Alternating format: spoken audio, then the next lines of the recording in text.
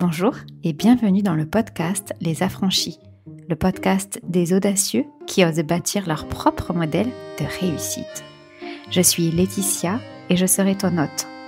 Entrepreneur, visionnaire ambitieuse et implacablement libre, je guide les bâtisseurs atypiques, les parents ambitieux et les esprits libres pour transformer leur vie en véritable œuvre d'art. Si tu veux bâtir une vie où beauté, simplicité et ambition se rencontrent pour laisser un héritage puissant pour toi, tes enfants et le collectif, alors tu es au bon endroit. Plonge dans cet épisode une dose d'inspiration, une claque d'audace et peut-être le déclic. Aujourd'hui, nous allons parler de notre capacité à réaliser nos rêves. Dans mon cas, on m'a toujours dit que j'étais une éternelle rêveuse, que je rêvais trop, que ça pouvait pas se passer comme ça, que non mais la vie c'était pas fait comme ça, que c'était pas aussi facile que ça. Et du coup, j'ai été vraiment beaucoup bercée, et non pas forcément quand j'étais enfant, mais en étant adulte, par ce côté où le rêve ne devrait pas avoir de place dans notre manière d'être en tant qu'adulte. Et parfois même, ça va plus loin, des parents qui essayent que leurs enfants ne soient pas déçus, et quand leurs enfants leur partagent leurs grands rêves, ils essayent de les ramener à la réalité. On va reparler de cette phrase, de les ramener à la réalité pour ne pas qu'ils soient trop déçus, parce qu'ils ont peur après que leurs enfants soient déçus et ils se sentent responsables potentiellement de ne pas les avoir prévenus qu'ils pourraient potentiellement être déçus. Alors ce sujet des rêves, pour moi il est très important parce que j'ai toujours fonctionné de cette façon-là, en sautant d'un rêve à l'autre.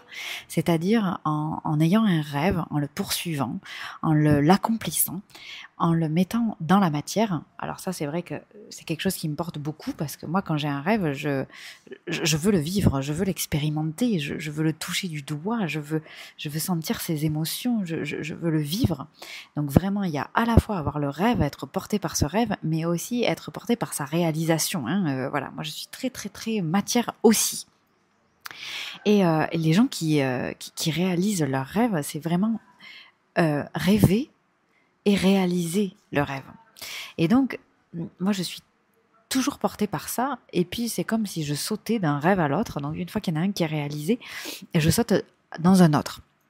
En fait, je me suis aperçue que dans le cadre de mon entreprise, ça prenait parfois des formes qui n'étaient pas forcément adaptées, dans le sens où, premièrement, parfois je me suis fait avoir à vouloir réaliser le rêve de quelqu'un d'autre.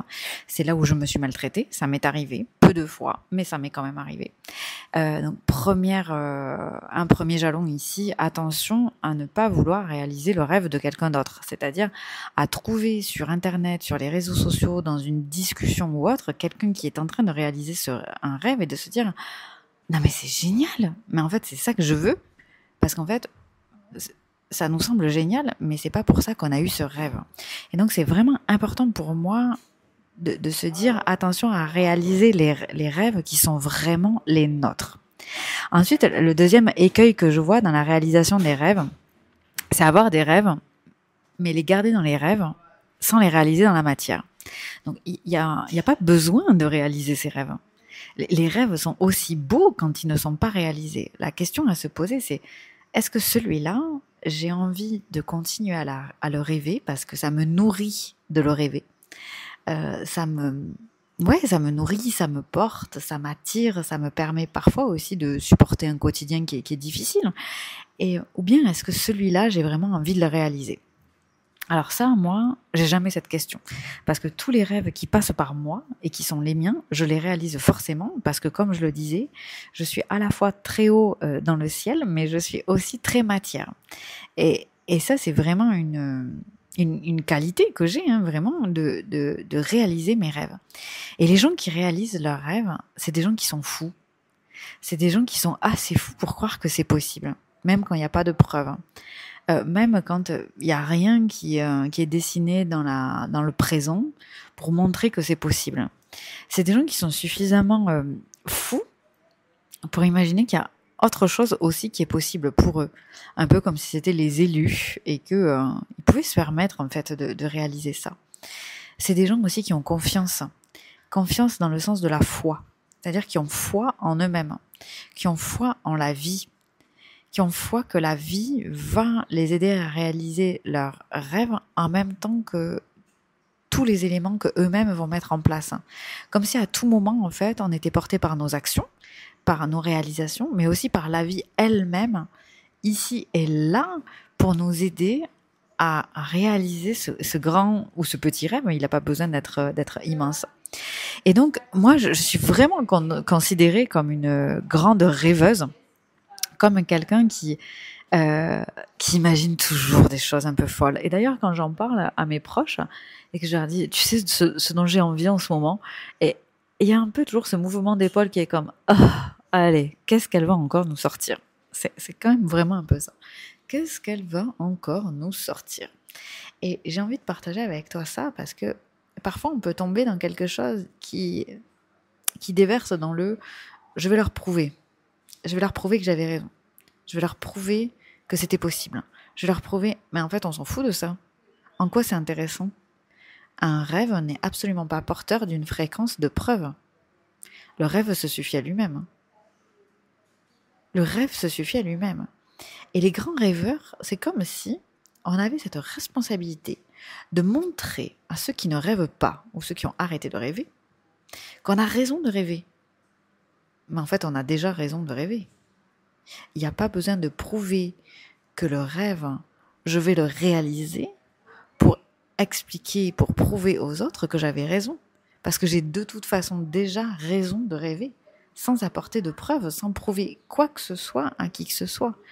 Et ce que j'ai vraiment envie de te partager ici, c'est que le rêve ne peut pas être une excuse pour prouver qu'on a raison, pour prouver notre valeur, pour prouver notre différence, pour prouver notre unicité.